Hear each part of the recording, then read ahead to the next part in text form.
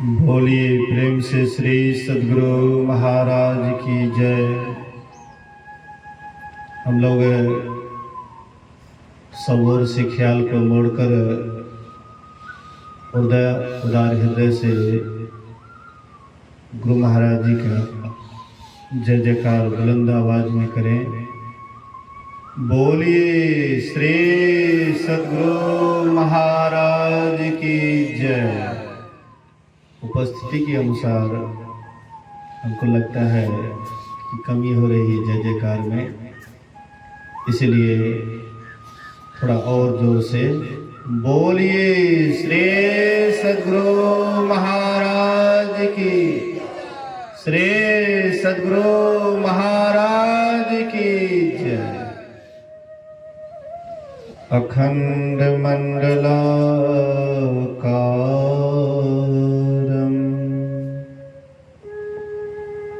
व्याप्तं येन चराचरं तत्पदं दर्शितं येन तस्मै श्री गुरुवे नमः। धन्य धन्य सतगुरु सुखद महिमा कही न जाए। जो कछु कहो तुम्हारी कृपा, मौते कछु न बसाए। सर्वत्र सर्वदा वर्तमान सद्गुरु महाराज जी के पावन चरणों में कोटि कोटि नमन। उपस्थित गुरुजन, धर्म प्रेमी सत्संगी बंधुओं, आदरणीय माताओं तथा भक्तिमती बहनों, हम लोग जिस सभा में उपस्थित हैं, यह सभा, यह कार्यक्रम 27, 28, 29 को ही रखा गया था, लेकिन जैसे इंद्र भगवान गोकुलवासी से नाराज होकर 7 रोज तक लगातार मूसलाधार बारिश किए थे, हमें लगता है कि बिल्कुल वैसा ही कहीं संभावना नहीं थी इस तरह बारिश होने का। लेकिन जब बारिश होने लगी तो सगरे ठगुन छवा लगा दिए। एक तरह से कहीं कहीं पर लोगों को तकलीफ भी हुआ और कहीं कहीं पर लोग खुशहाल भी हुए। फसल का खास करके किसान लोग मुरझाए हुए थे कि इस वर्ष धान वाला फसल अच्छा नहीं होगा, लेकिन ये बारिश सबको हरा भरा कर दिए। किसान बड़े खुश हुए। इस तरह जो बारिश हुई, किसान खुश हुए, लेकिन यहाँ के आयोजनकर्ता उदास हुए।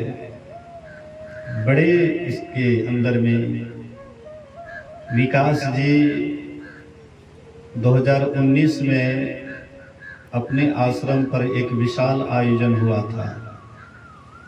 2019 में 23, 24 एवं 25 नवंबर को प्रखंड स्तरीय, त्रिवेणीगंज प्रखंड स्तरीय भव्य सत्संग का आयोजन हुआ था। विराट आयोजन हुआ था, बहुत बड़ा पंडाल था। वहाँ के विशाल आयोजन को देख करके इनके अंदर हुआ कि बाबा को ले जाएंगे, इसी तरह का आयोजन करवाएंगे। ये तो और ज़्यादा व्यवस्था कर रहे थे कि बाबा को ले जाने के लिए, आधारने के लिए बैंड पार्टी आदि आदि। बहुत इनके मन में, युवक हैं, बड़े उदार, मन में उदारता थी। लेकिन प्रभु की लीला, प्रभु परमात्मा की लीला हुई कि इसको यहीं पर पोस्टपोन किया जाए।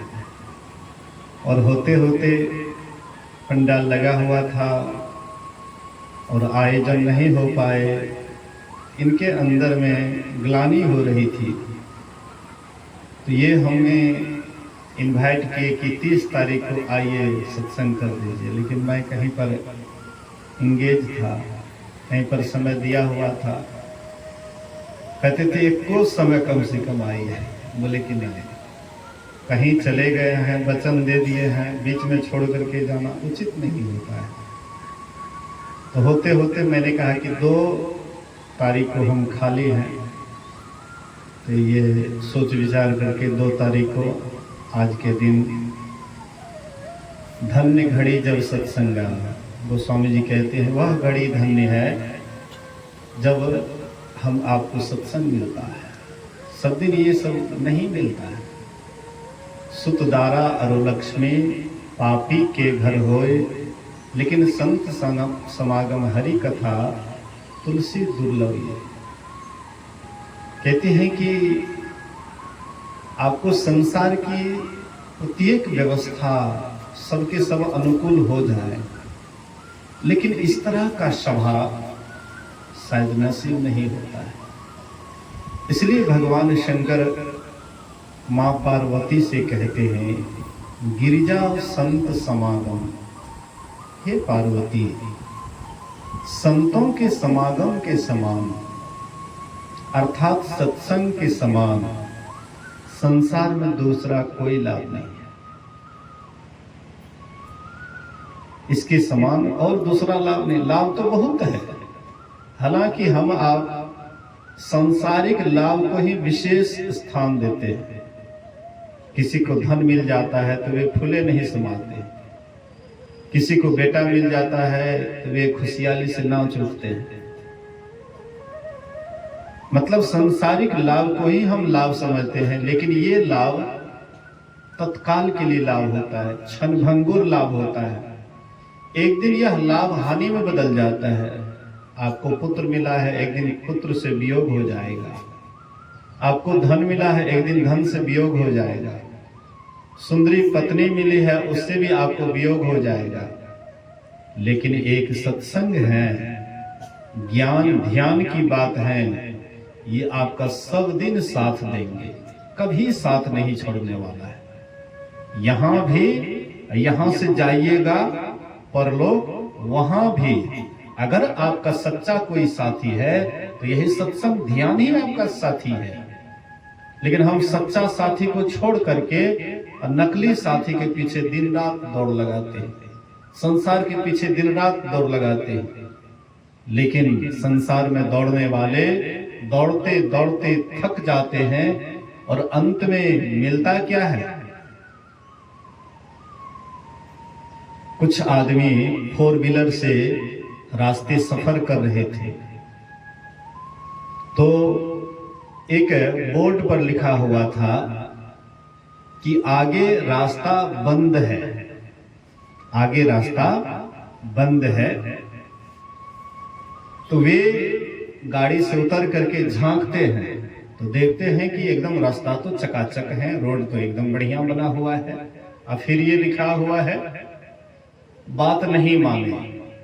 फिर गाड़ी पर बैठे, लगभग 2-3 किलोमीटर जब आगे बढ़े तो वहां पर बहुत बड़ा डाइवर्शन था, बहुत बड़ा गड्ढा था, गाड़ी जाने वाली नहीं थी। अंत में झक मार करके गाड़ी को मोड़ करके और इधर से जब जाते हैं तो वही बोर्ड पर लिखा हुआ था, अब विश्वास हुआ ना? अब विश्वास हुआ ना? मतलब पहले जो कहा गया उस पर विश्वास नहीं किए।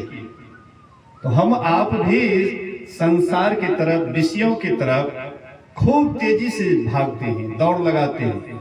और दौड़ते दौड़ते जब बुढ़ापा आ जाता है, शरीर इंद्रियां काम नहीं करती है, अंत में झक मार करके अंत में संत महात्मा कहते अब तो विश्वास हुआ ना।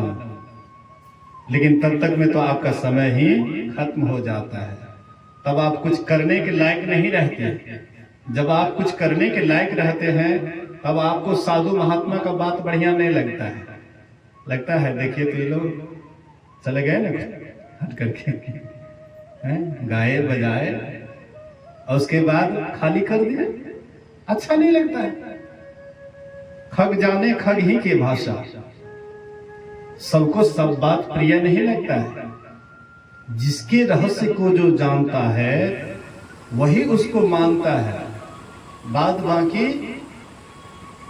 एक ही पेड़, चंदन के पेड़ में सर्प लिपटा हुआ रहता है, लेकिन उसको सुगंध से, चंदन के सुगंध से कोई मतलब नहीं। चंदन के वृक्ष में विशालु विशीला सर्प रहता है, लेकिन उनको चंदन के सुगंध से कोई मतलब नहीं। तो कोई साथ भी रहे फिर भी साधु तो उनको ग्रहण कर लेगा, ये कोई आवश्यक नहीं है। गुरु महाराज जी जब साधना करके सिद्ध हुए तो उसके दर्शनार्थ दूर दूर से लोग आने लगे। जब फूल खिलता है तो भंवरा को बुलाने के लिए नहीं जाता है, भंवरा उसके सुगंध को, हाँ, सुगंध से प्रभावित होकर के स्वयं फूल के पास जाता है। लेकिन फूल के अगल बगल में जहां पर कमल का फूल खिलता है, नीचे में पानी रहता है और उसमें जोंक मेढक वगैरह कई जीव जंतु रहते हैं, लेकिन क्या कमल के फूल से उसको कोई मतलब रहता है? ऐसे ही संसार में इसी तरह से होता है। संत महापुरुष कहते हैं कि साधु महात्मा हम आपको आते हैं समय समय पर जगाने के लिए, सही मार्ग बतलाने के लिए, अच्छा रास्ता दिखाने के लिए। लेकिन अगर हम उनकी बात को नहीं मानते हैं तो अंत में हम आपको ही पछताना पड़ता है। इसलिए हम लोग सुन रहे थे वेद वचन को सुन रहे थे। ओम युंजानः प्रथमं मनस्तत्वाय सविता धियम अग्निर ज्योतिर्निचाय पृथिव्या अध्याभरत। संसार को प्रसव करने वाले, ये संसार को बनाने वाले, जैसे माँ बहनें प्रसव करती हैं, बच्चे को जन्म देती हैं, ऐसे ही संसार को प्रसव करने वाले ईश्वर परमात्मा, उसका तत्व ज्ञान पाने के लिए कि वह तत्वतः कैसा है। हम भगवान पर विश्वास करते हैं। गांव का नाम क्या है? भगवानपुर। बोलिए श्री सद्गुरु। बहुत सुंदर नाम है भगवानपुर। भगवान को सब आदमी मानते हैं, लेकिन तत्व रूप से कोई बिरला ही जानते हैं। भगवान को सब आदमी मानते हैं, पूरा दुनिया ही मानते हैं भगवान को किसी न किसी रूप में, प्रायः सब मानते हैं, लेकिन तत्व रूप में कोई बिरला ही जानते हैं। और जो तत्व रूप में जानते हैं वह एक दिन ईश्वर को, परमात्मा को पाते हैं। अब बात बाकी तो मानने वाले ऐसे ही मानते रह जाते हैं, लेकिन खास उनकी कोई प्रगति नहीं हो पाती है, वे कुछ आगे नहीं बढ़ पाते। इसलिए मानना और बात है, लेकिन उसको जान करके मानना ये और बात है। गुरु महाराज जी पहले ईश्वर स्वरूप को बढ़िया से ठीक ठीक समझे, और उसके बाद जब यात्रा शुरू किए तो गुरु महाराज जी वहां पहुंच गए जहां जाने के बाद आवागमन खत्म हो जाता है, जन्म मरण का चक्र खत्म हो जाता है, वहां तक चले गए। तो हम आप सब ईश्वर को मानते हैं, भगवान को सब मानते हैं, लेकिन जहां पर भगवान का भाव नहीं रखना चाहिए वहां पर भी हम लोग भगवान का भाव रखते हैं। जहां पर ईश्वर का भाव नहीं रखना चाहिए वहां भी हम लोग ईश्वर का भाव रखते हैं। तो सबसे पहले स्वरूप को जानिए, ईश्वर के स्वरूप को जानिए, वह ईश्वर है कैसा है। हम जिनकी भक्ति करने चले हैं, हम जिनको पाने के लिए चले हैं, जो प्राप्तव्य वस्तु है, वे है कैसा। अगर उसका ठीक ठीक निर्णय जान जाइएगा, उसके बाद जब आप चलना प्रारंभ कीजिएगा तो आप ठीक ठीक आप मंजिल पर पहुंच जाइएगा। और जो ठीक ठीक ईश्वर के स्वरूप को नहीं जान करके अंधाधुंध भक्ति करना प्रारंभ कर देते हैं तो उसका भटकना ज्यादा संभव रहता है, पहुंचना कम और भटकना ज्यादा। वो भटक जाते हैं। क्योंकि आप कोई गांव में, मान लीजिए हमको यहाँ आना था, ये गांव वाले जिसके यहाँ आना था उसका हम नाम नहीं जानते हैं, खाली कहते भगवानपुर। जिसके यहाँ पहुंचना है उसका नाम नहीं जानते। तो नाम ना जाने गांव का भी नाम नहीं जानते, अगल बगल भटकते रहते। नाम न जाने गांव का, कहो कहाँ कहो जाए। नाम गांव का नहीं जानिएगा तो कहाँ जाइएगा, फिर आपको पते नहीं है। ऐसे ही जब तक आप ईश्वर को ठीक ठीक नहीं जानिएगा तो हम उसकी भक्ति करके उसको कैसे प्राप्त करेंगे, हैं? तो पहले उसके स्वरूप को जानिए।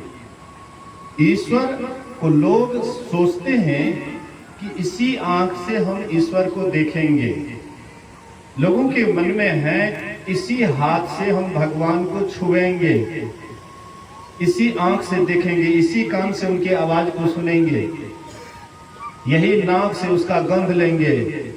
संत महापुरुष कहते तब भूल में पड़ गए हो तुम, भुलावे में पड़ गए हो। अरे बच्चा जो छोटा है तो उसको अभिभावक माँ बाप क्या सिखाते हैं? आजकल के बच्चे को तो शायद नहीं सिखाते, लेकिन कुछ पहले के बच्चे के, आजकल के जो बुजुर्ग हैं तो ये अपने बच्चे को क्या सिखाते थे? राम राम, हैं? बोलो बाबू राम राम, राम राम बुलाते थे। गुरु गुरु बुलवाते थे, शिव शिव या कृष्ण कृष्ण उसको बुलवाते थे। जिससे बच्चा छोटा रहता है उसको राम राम या वाहेगुरु या कृष्ण या शिव नाम उसको याद दिलाते हैं। वह बच्चा सब दिन केवल राम ही राम कहे, कृष्ण कृष्ण या शिव शिव कहे, लेकिन वह शिव को जाने नहीं, वह राम को जाने नहीं, तो समझिए कि वह अभी तक बच्चे हैं। हम लोग उम्र से भले ही बाल पक गया है, उम्र दराज हो गए हैं, लेकिन अगर वह राम को ठीक ठीक अगर नहीं जानते तत्व रूप से, तो हम आप भी एक वही बच्चे के समान हैं, बच्चे के समान है। इसलिए राम कैसा है उनको ठीक ठीक पहले जानिए, उसके बाद भक्ति का आरंभ कीजिए, तो आप जरूर है वहां तक पहुंच जाइएगा। गोस्वामी तुलसीदास जी महाराज राम के संबंध में बतलाते, कहते हैं व्यापक व्याप्य अखंड अनंता, अखिल अमोघ शक्ति भगवंता, निर्मल निराकार निर्मोहा, नित्य निरंजन सुख संदोहा, प्रकृति पार प्रभु सब उर्वासी, ब्रह्म निरीह विरज अविनाशी, यहाँ मोह कर कारण नाही, रवि सन्मुक्तम कबहू की जाए। भगत हेतु भगवान प्रभु, राम धरेउ तनुभूप, किए चरित पावन परम, प्राकृत नर अनुरूप। यथा अनेक वेश धरी, नृत्य करे नट कोय, सोई सोई भाव दिखावई, आपुन होई न सोई। जिस तरह से बहुरूपिया अनेक रूप बनाती है, लेकिन जो रूप वह बनाती है वह वही नहीं हो जाती है। रूप बनाती है अनेक, लेकिन वह अनेक नहीं एक है। ऐसे ही परमात्मा बहुत रूप बनाते हैं, जब जिस रूप की आवश्यकता पड़ती है तब उस रूप में वे आते हैं, लेकिन जो रूप वे बनाते हैं वही नहीं हो जाता है। हम लोग सोचते वही हो गया। अब राम का नाम लेते हैं तो सीधा ख्याल हम लोगों का हो जाता है कि वही राजा दशरथ का बेटा राम। क्या राजा दशरथ के बेटा राम से पहले राम नहीं थे? कौन राम थे? जो राजा दशरथ के बेटा के पहले भी वह राम थे। कौन वे राम हैं जो अभी भी हैं, और हम आप जब समाप्त हो जाएंगे तब भी वह राम रहेगा। वह कौन राम है? एक राम दशरथ घर डोले, एक राम घट घट में बोले, एक राम है जगत पसारा, एक राम है सबसे न्यारा।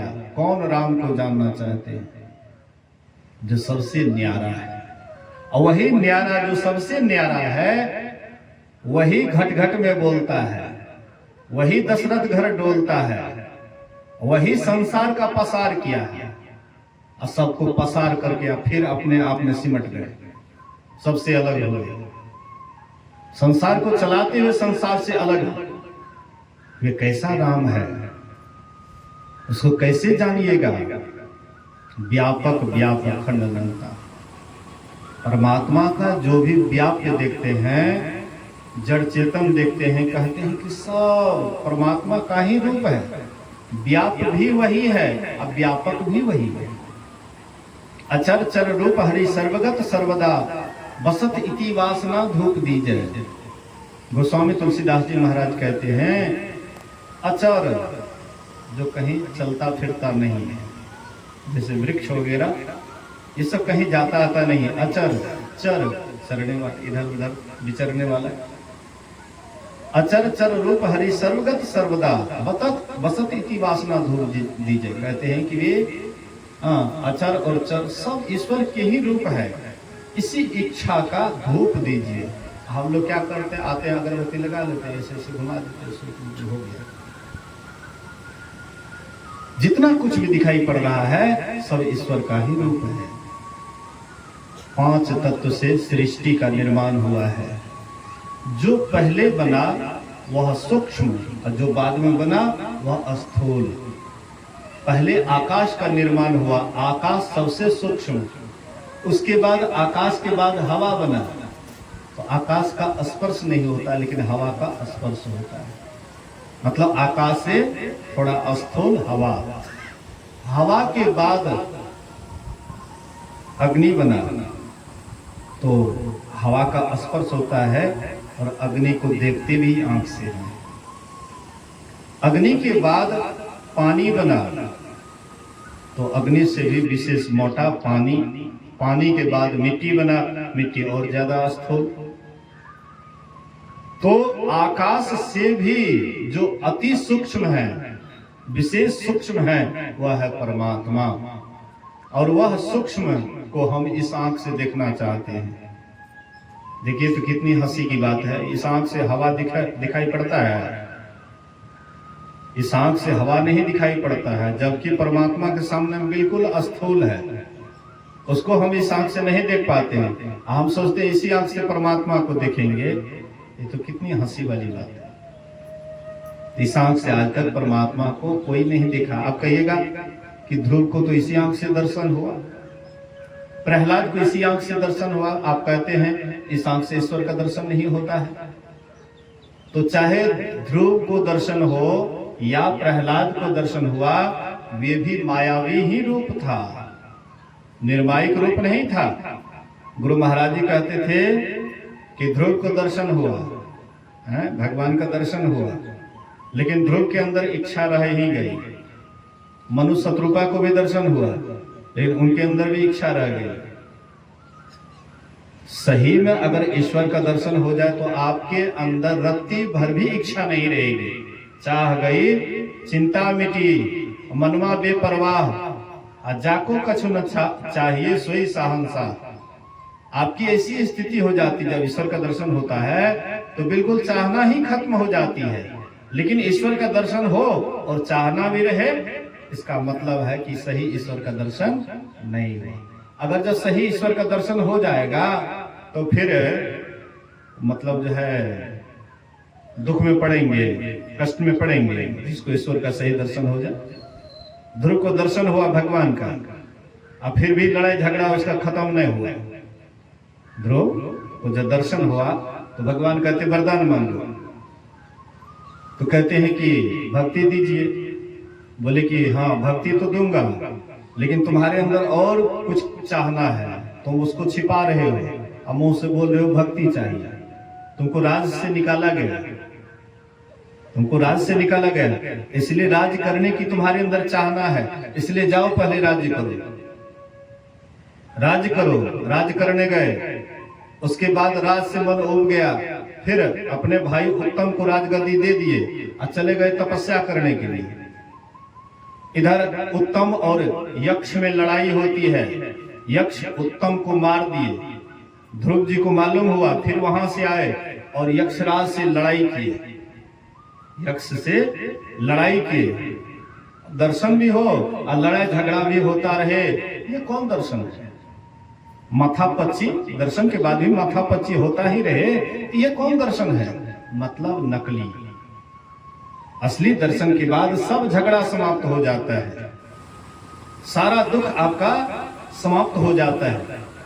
जैसे आग में लकड़ी डालने से उसके अंदर जो लाह होता है वह पिघल पिघल करके सब समाप्त हो जाता है, ऐसे ही आपके अंदर जब जैसे ही ईश्वर का दर्शन होता है सभी विकार ही आपका समाप्त हो जाता है, आप निर्विकार हो जाते हैं, निर्विकार हो जाते हैं, आपके अंदर कोई विकार नहीं रहता है। लेकिन विकार है ही, दर्शन भी हुआ, अब विकार भी है, इसका मतलब है असली दर्शन नहीं हुआ। हमारे गुरु महाराज जी एक एक ज्ञान को खोल खोल करके, और संप्रदाय में तो थोड़ा सा ओझरा करके लोग रख देते हैं, और गुरु महाराज जी एक एक ज्ञान को इस तरह से खोल दिए, हम लोगों के सामने में इस तरह से रख दिए, और फिर भी अगर हम अनजान हो करके फिर भी अगर नासमझ बनते हैं तो ये हम लोगों की नादानी है, मूर्खता है। गुरु महाराज जी तो बहुत इसका खुलासा किए, उनके प्रवचन को पढ़िए, गुरु महाराज जी का जो प्रवचन है उसको पढ़िए, आपके अंदर कोई शंका नहीं रहेगी। लेकिन केवल पढ़ मत दीजिए, उसको पढ़ करके थोड़ा अंदर में धारण भी कीजिए। तो कहने का आशय है, मतलब है कि हम आप ईश्वर को पहले जाने, खूब बढ़िया से जाने, और उसको स्वरूप से जाने, और स्वरूप से कम इस जन्म में स्वरूप का निर्णय भी अगर ठीक से आ गया तो आप फिर आवागमन में नहीं जाएंगे, दूसरे योनि में नहीं जाएंगे, मानव शरीर निश्चित आपको मिलेगा। बोलिए श्री सद्गुरु। निश्चित रूप से मानव का शरीर मिलेगा। उपनिषद में है ना, यदि इस जन्म में ब्रह्म को जान लिया तब तो ठीक है, और नहीं जाना बहुत बड़ी हानि है ना। तो क्या हानि है? यदि इस जन्म में जान लिया, जानना दो तरह से है, एक परोक्ष एक अपरोक्ष। एक जानना है बुद्धि विचार के द्वारा, सत्संग में जाकर के स्वरूप का ठीक ठीक बुद्धि अगर निर्णय आपका ठीक ठीक करने के लिए जान गया, एक जानना परोक्ष, और दूसरा है अपरोक्ष। वही ध्यान करके साधन करके प्रत्यक्ष कर लेना, ये है अपरोक्ष। प्रकट ज्ञान चार तरह के हैं, श्रवण, मनन, निध्यासन और अनुभव।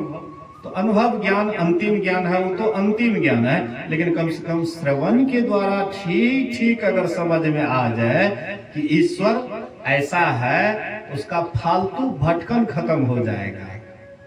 जहां ईश्वर का भाव नहीं रखना चाहिए वहां भी नहीं रखेंगे, जहां रखना चाहिए वहीं रखेंगे, लेकिन हम लोग भटक जाते हैं। जहां नहीं रखना चाहिए वहां भी ईश्वर का भाव रखते हैं।